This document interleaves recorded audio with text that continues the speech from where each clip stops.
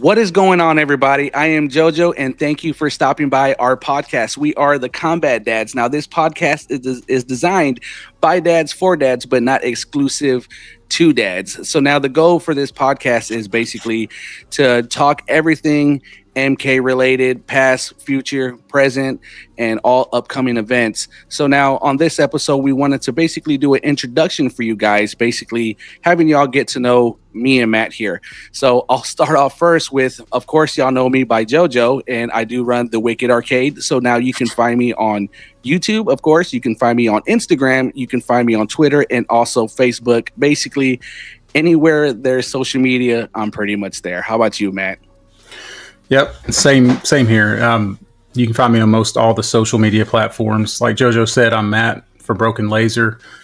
Most active on X and Instagram, at the Broken Laser on X, and just at Broken Laser on Instagram. But yeah, like JoJo said, you can find all that stuff below in the description, and yeah, check us out.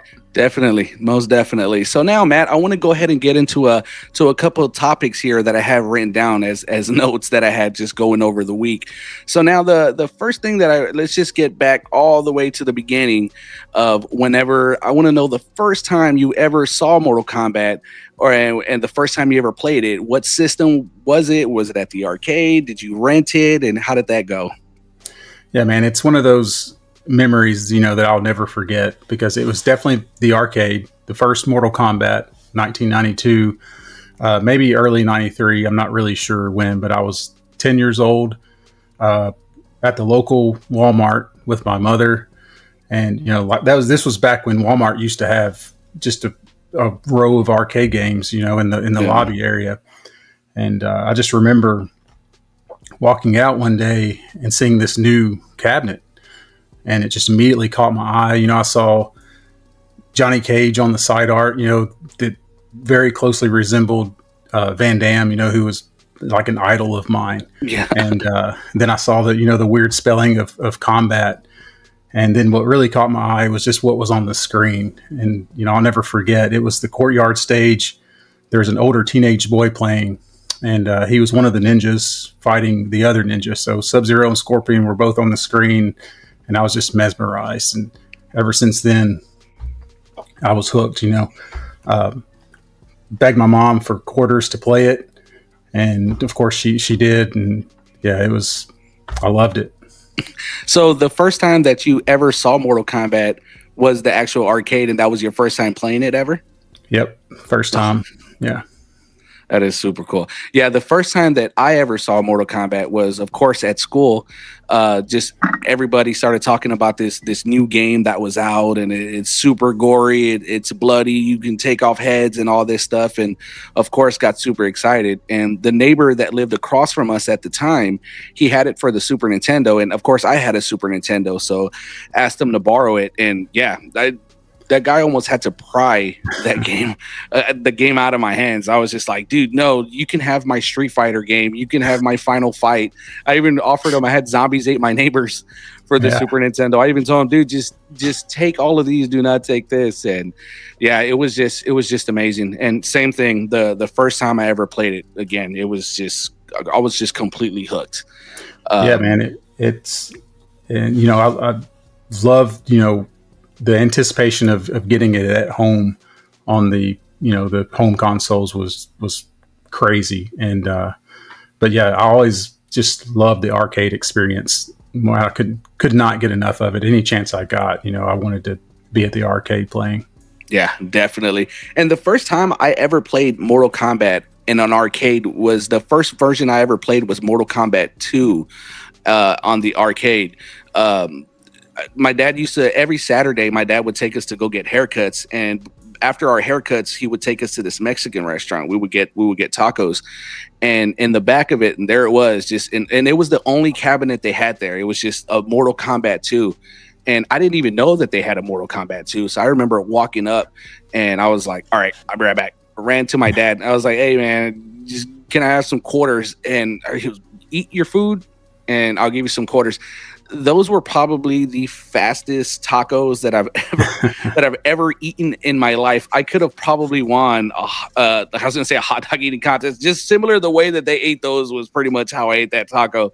And yeah, I remember I played the first fight. Of course, is your gimme. Played my first round, and I was like, man, this ain't nothing. I got this. Once I got to the second player, it just got completely wrecked, and then thrown into the spikes. And yeah, again, just after that, I was like, this game can't get any better. And then, of course, look at where we are now. Yeah. So, kind of on the subject, I kind of wanted to talk to you about. So, who is your favorite character? Now, that's either from the very first characters, the very first lineup, all the way to the newest characters and all the new people that we have in the game. Strictly not Gaz characters. All right. Yeah, that's pretty easy one for me. It's definitely Katana. When she first debuted in MK2, I'm not sure why I just gravitated towards her character. I just thought I thought it was really cool that they added like female ninjas to MK2. I thought that was a great addition, for the sequel. For sure. And yeah, I loved using her fan toss and the fan lift. It was a lot of fun.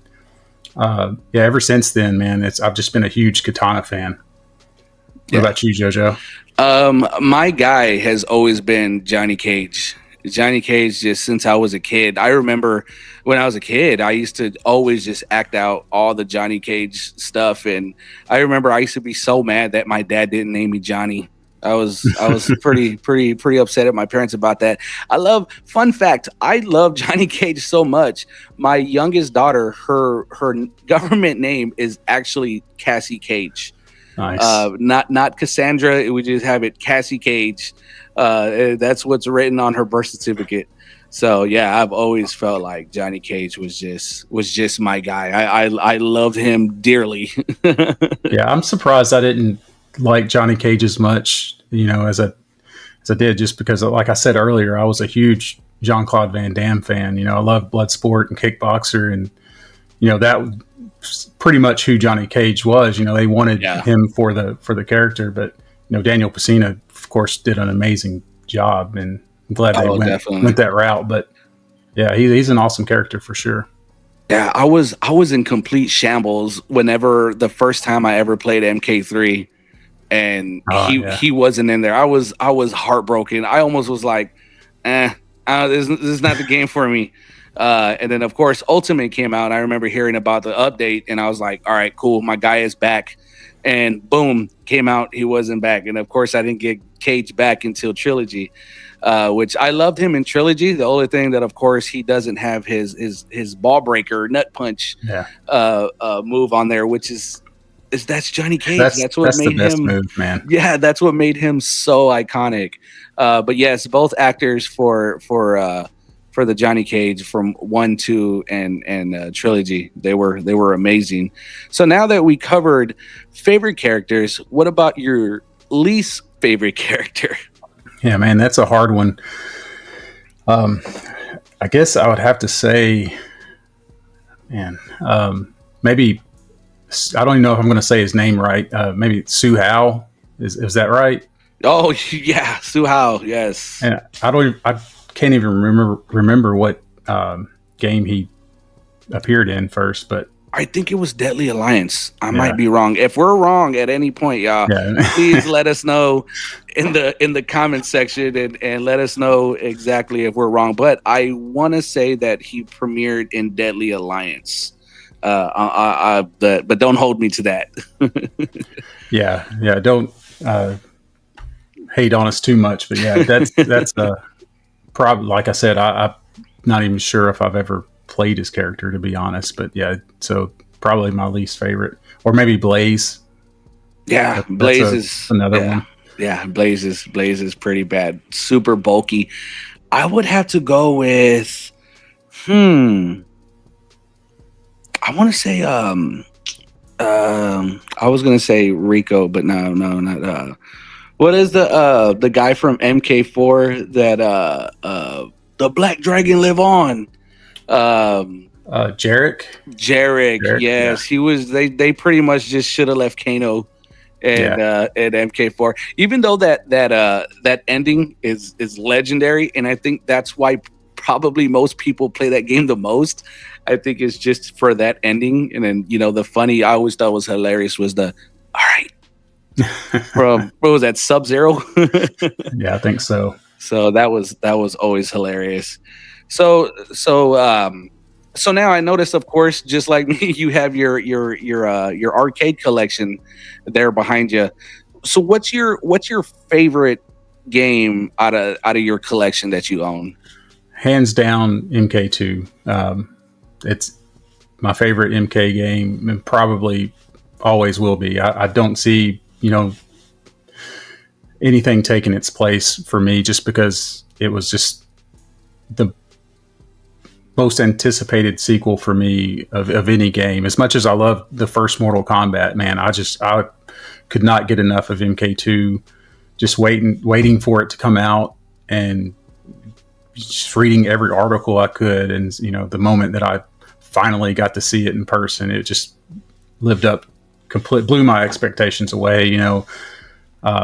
So yeah, that one definitely my favorite cabinet, and it's my only 100% original cabinet too. It hasn't had any like real restoration done to it, besides just maybe some T-molding, and just in the control panel, replace the buttons and the Lexan. But Oh, okay. yeah, So the art is original. yeah, the art's all original, really good. No fade. But yeah, that's definitely my favorite. Was that the first cabinet that you picked up there in your collection? Well, technically, no. The first one I got was the MK3, but the MK3 is also an MK2 cabinet. Ah, So okay. I actually, when I picked that up, it had a UMK3 board in it, and but the artwork still had MK2s, and it was a little faded, didn't look the best. But I still converted it back to MK2. Of course, it had the run button was drilled in, but I wanted MK2 so bad that I converted it back. But eventually, a few years down the road, I found the dedicated MK2, and then I converted that one back to UMK3. So Oh, nice. Okay, okay. yeah. So for a minute there, you had two running MK2 cabinets. Uh, as soon as I got the dedicated MK2, I immediately converted the other one back to MK3. So I never really had them both running MK2 at the same time. Ah, okay. Yeah, kind of similar to mine. Mine, my UMK3. Funny you say that. It actually started its life as well as a MK2. Yeah, most of them Uh, did. yeah, yeah, pretty much. Yeah, I believe. Yeah, so that one out of the Mortal Kombat cabinets that I got, yeah, just the MK. My Ultimate Mortal Kombat 3 started its life as an MK2, and then also my Trilogy cabinet started its life as an MK1 as well. And then also the Killer Instinct behind me also started its life as an MK2 cabinet, which is Well, same for pretty cool. my Killer Instinct was also an MK2 cabinet. Oh, Yeah, but yeah, they and it just made was so many of them. yeah, and I hated to not restore it to MK2, but it had a lot of water damage, so I just sanded it, and it wasn't really salvageable. So Yeah, definitely. And that's the cool thing about these midway cabinets is that they're all pretty much number one, they're built like tanks. yeah, That's why they are my favorite cabinets. They could have been, that same body style cabinet into a Street Fighter, and who knows, I might have been in love with, the Street Fighter series. But these midway cabinets, and I've never felt bad about converting, for instance, the MK2 to a Killer Instinct. It's still a midway game. It's still yeah, running all original hardware stuff, like, well, not the Killer Instinct, but the Ultimate Mortal Kombat 3. It's still yeah. running CRT, still running original wiring, original PCB. So yeah, so I never found an issue at all with of course converting a midway cabinet to a Mortal Kombat cabinet. Yeah. So, what was your So favorite one? my Did you my mention it? favorite is going to be my MK2, just for the fact that, like I said, the memories that I had with my dad with that game, and the same thing. Just I feel like MK2 is just that was the epitome of the greatest arcade game for me. is just everything about that game is so perfect, from the soundtrack to the visuals, the artwork, just everything. That thing is like a Picasso Yeah, as far as I'm concerned. totally agree, man. It's I think gameplay wise, MK3 or UMK3 is probably the best fighting game of For the sure. original trilogy, but I think MK2 is just the best looking one out of all three. And yeah, it was such a great sequel. Yeah, and it aged so well. It's not clunky. It plays perfect. Like MK1, of course, it's their first game, so they're gonna have their flaws. Like the one thing for MK1 is, especially if you go from, when you have your games in your lineup and you're in there playing them, and if you start from 1, 2 to 3, of course the gameplay gets insanely fast Yeah. to jump back from, especially if you go from playing the first Mortal Kombat and then just immediately jump over to Ultimate. Yeah. It's like almost like you're playing the first Mortal Kombat underwater. So that is crazy. So how did you first get into the hobby and decided, all right, I'm gonna start buying cabinets. This is what I'm gonna start doing. Well, man, ever since, I saw that, well, even before Mortal Kombat, I loved arcade games.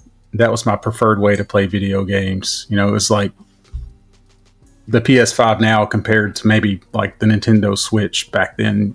But, you couldn't play arcade games at home unless, you were super wealthy or something and had them in your house back then. But ever since MK released, I knew at some point, I had to have a Mortal Kombat cabinet at my house, and that was just like, it's been my dream since I was a kid. And then, fast forward 30 years later, finally was able to obtain one. I didn't really know how easy it was to get one until, I just was scrolling on Facebook Marketplace one day and I saw that MK2 cabinet with UMK3 in it. And it happened to be like less than 30 miles away. And I was like, man, I could go buy that right now. And so I hit up a friend that had a van. I was like, hey, can I borrow your van? And he's like, oh, yeah, I'll come with you and help you pick it up. And yeah, we got it. And that was, I guess, maybe around 2017, 2018. I was a divorced single dad. I didn't have anybody to answer to. I was just like, I'm going to go get this arcade cabinet, put it in my apartment. And, that's it. And I thought I would stop there, but no, once I had that one, I was like, I got to have all three. And then now I have 4 behind me and then a shop full of cabinets. But what really got me in the hobby, and I'll have to give you some credit, JoJo, because you started that Mortal Kombat Killer Instinct Midway collectors group on Facebook. Yes. So when I got my cabinet, I wanted to restore it. I didn't know much about it. So I started looking for groups to join and I found your group and, that was it for me. I started getting hooked.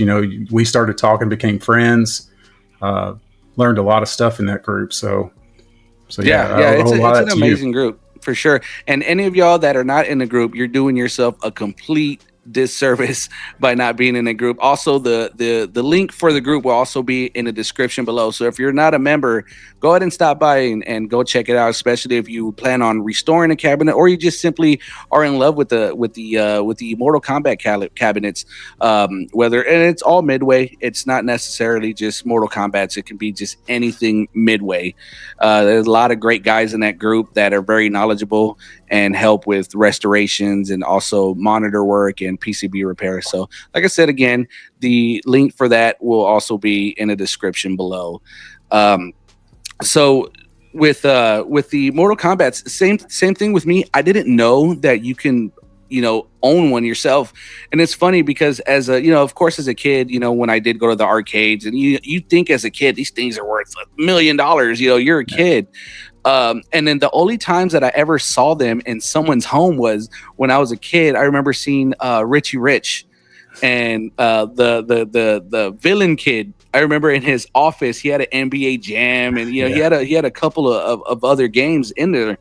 And then I remember seeing on MTV Cribs, I remember Little Bow Wow had an NBA Jam in his house, and then the rapper Silk the Shocker had a NBA Jam, and then he had a Mortal Kombat 4, and I was like, oh yeah, you got to be a millionaire, you know, in order to get these.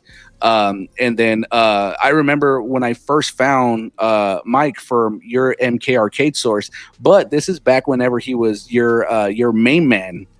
So that's a throwback to all you guys that may know who your MK Arcade Source is, which if you're a fan of Mortal Kombat, there's no way you haven't seen that channel. But yeah, then I was like, oh, well, hey, you can buy these. And then, yeah, I ended up finding one on Craigslist. I remember I was just on Craigslist. I would always look up cabinets once I figured it out. I didn't even know that was a thing. And I remember I found my Mortal Kombat 2 on there, and it was empty, and the guy wanted $50. Had no idea where to get stuff, how to get stuff. I was just like, I'm buying it, whatever. And that's actually how I went into creating the group, was because I would look in other groups, but it seems like I had to search for everything that I wanted to find. So I was like, man, there's not a place like a one-stop shop that you have to where, you know, you just, I need brackets. I need this. Where's a good place to get buttons and stuff like that? And again, you meet so many great people that everybody has an input or a link or you know a recommendation who to get this from and who to get art, who to get this, who to get that. So yes, that group is it's came a long way. Yeah, the group is very fun, and like I said, the link for the group is also going to be in the description, y'all. So please, if you are not a member, stop by, check it out, and become a member. So now, also one thing that I wanted to touch base with you on is let's talk about meeting Ed Boon and John Tobias over there at the Cleveland Gaming Classic. How surreal was that? I mean, you're meeting the those are probably the elder gods. Yeah, those are the real combat dads, right? For sure. For sure.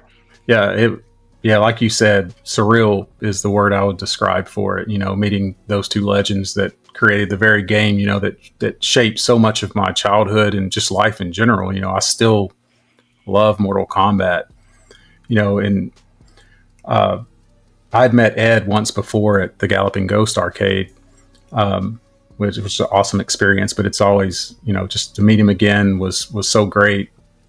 And John, you know, I've been wanting to meet John, you know, forever. His art, you know, has inspired me so much. You know, I loved his art as a kid, you know, his designs and everything and his storytelling. So yeah, it was such an amazing experience, you know, along with, you know, at the Cleveland Gaming Classic, Sal, DeVita and Kerry Hoskins were also there, and they were just super awesome and friendly and just so thankful, you know, to interact with us and, you know, with the fans and everything. So it was really great experience, you know, a once in a lifetime thing. Definitely, for sure. Yeah. And especially with Ed Boon, it seems like Ed Boon doesn't pop out much. Yeah. You know, it's always, you hear about Ed Boon showing up somewhere. It's like, oh, really? Wow. That's when he showed up at the Galloping Ghost back in 2018. It was a big surprise, you know.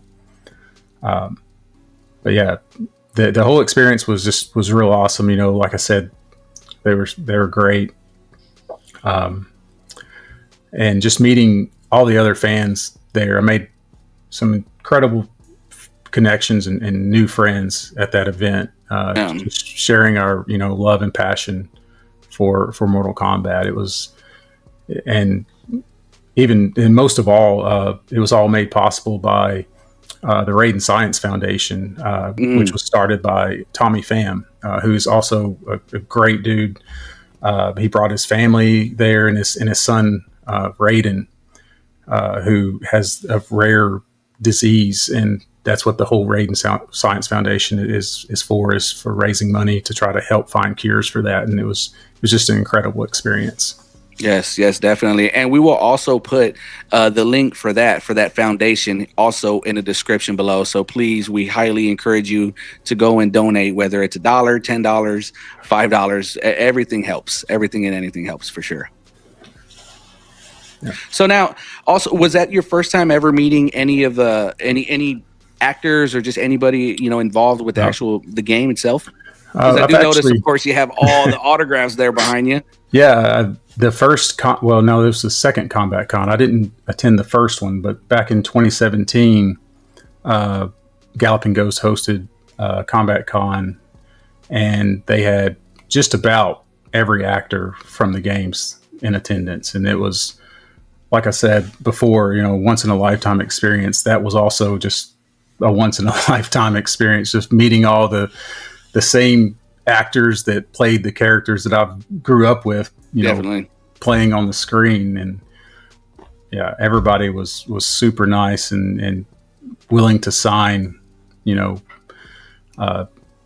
photos. And I've got my MK1 control panel art signed by just about all the actors. There's just a few from MK3, UMK3, and that I don't have. And yeah, it's any chance you get to meet any of the actors, yeah, go for it, because like I said, they're super kind and thankful. You won't be disappointed.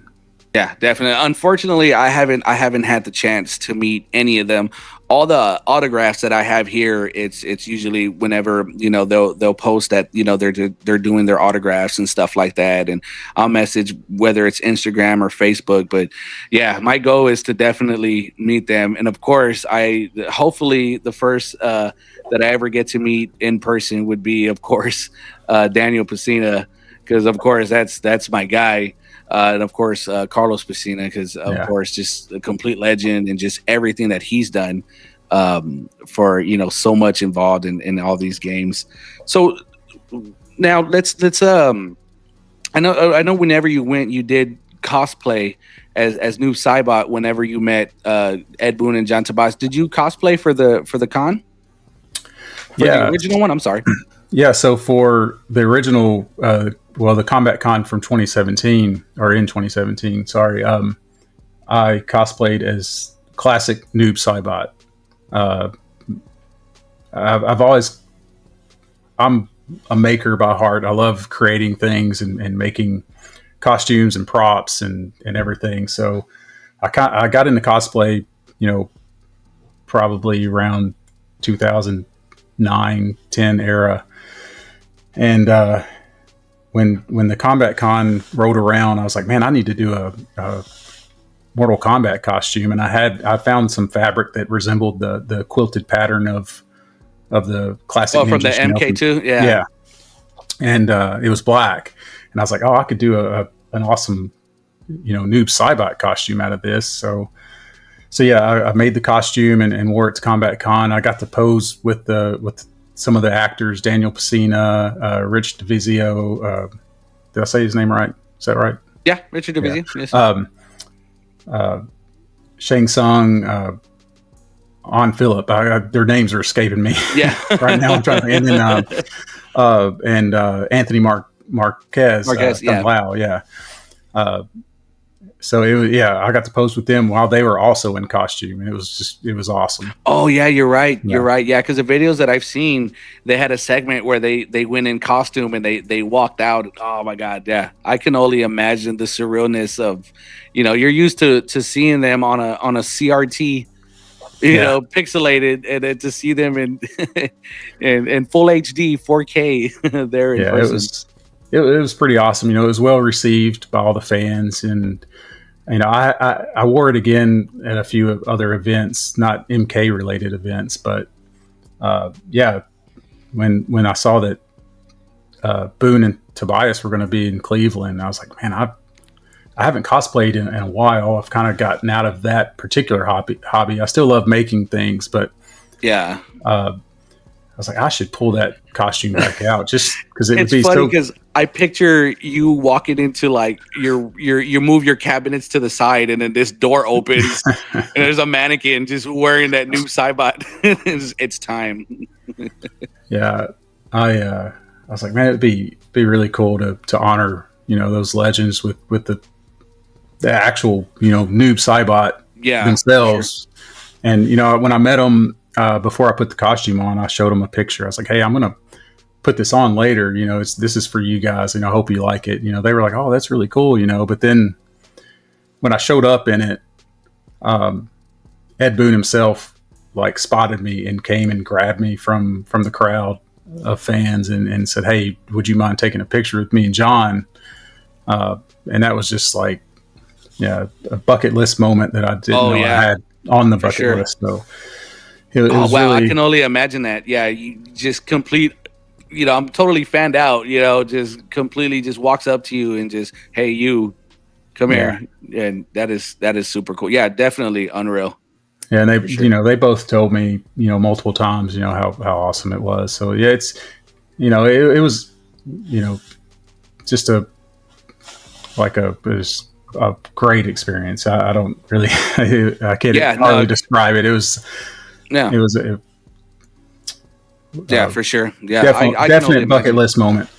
I've done other, Noob Saibot costumes as well. I did a MK11 Noob Saibot because I just loved that design of Noob in MK11. I thought it looked so awesome. And as soon as I saw it, I was like, man, I have to make that.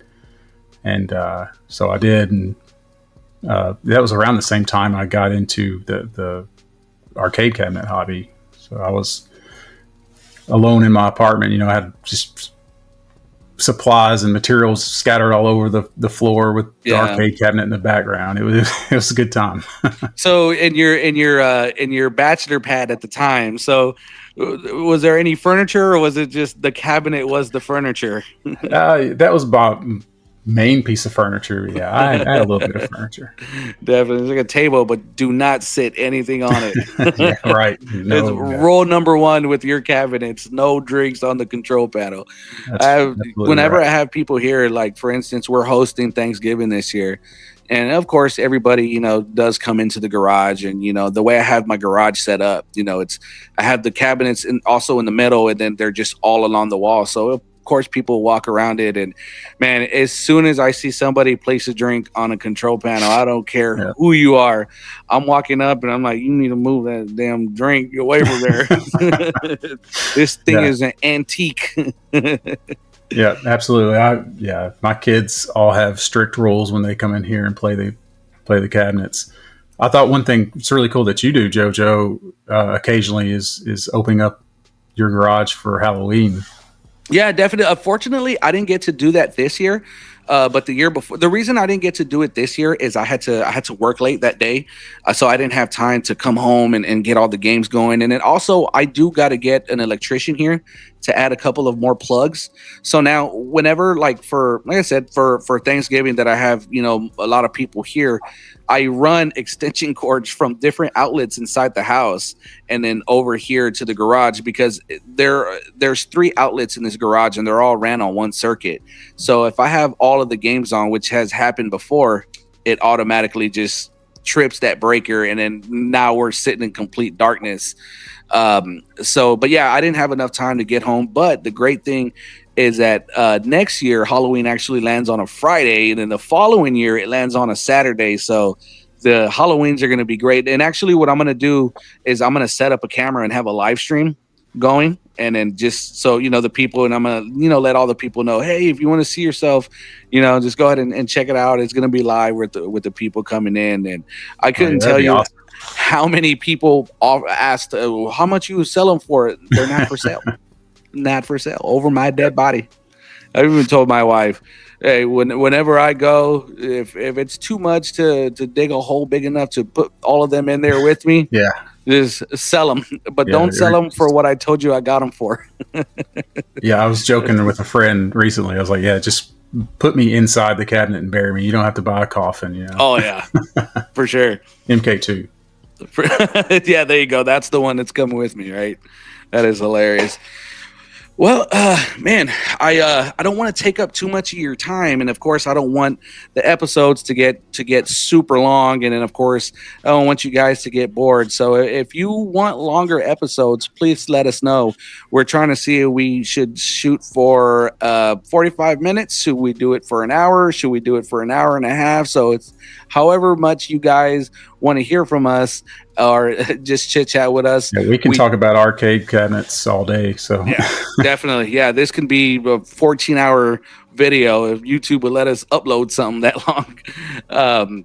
But yeah, we got plenty of cool stuff coming in the future. We did promise some giveaways, and we are gonna plan on doing a giveaway once we get to a certain amount of subscribers. We're not gonna say what it is yet, but it's probably gonna be one of the craziest giveaways at any channel. like yeah, for sure. It's gonna be an amazing one. So Matt, you got any shout outs that you want to give? Yeah, man. I just wanted to give a few shout outs, things that are going on in the community. That's community with a K. Like I said earlier, I met some really amazing people at the Cleveland Gaming Classic. Just so grateful to have made friends, that a lot of these people that I've been following for a while as well. And it's been awesome to finally meet them. For sure. But one, in particular, his name is Ryan Moat. As soon as we got back from the con, we were talking, and he let me know that he's been working on a version of his own version of the Techno Syndrome classic song from the MK movie from 95. So that's out now. It's amazing. It sounds like real close to the original, but it has his own little flavor to it. And he's got, he acquired the license and everything to be able to release it. Oh, wow. So he went that far with it. Yeah. So it's on all the major, music platforms, Amazon, Spotify, and Apple Music and everything. So yeah, check that out. It's Ryan Moat. And definitely. And what we'll do is we'll put all the people that were shouting out. We will also put their links here in the description where to find all of these great people. Yeah, and also the Realmcast, Yanni and Phantom, they hosted a panel at the Gaming Classic with Ed Boon, John Tobias, Kerry Hoskins, and Sal DeVita. Check their channel out. It's a great panel. Just hearing those guys talk, and talk about the past, it was so good. And also, I've been just following a lot of artists lately. I've just getting back into the combat scene. There's so many great artists out there, and I think everybody probably knows Flavio. I'm going to butcher his last name, Lucasano. Sorry, but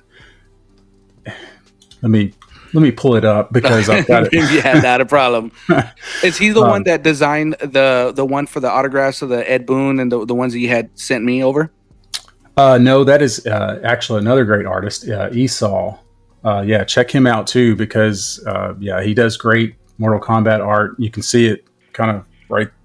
You can't really tell what it is, but I've got that print right there.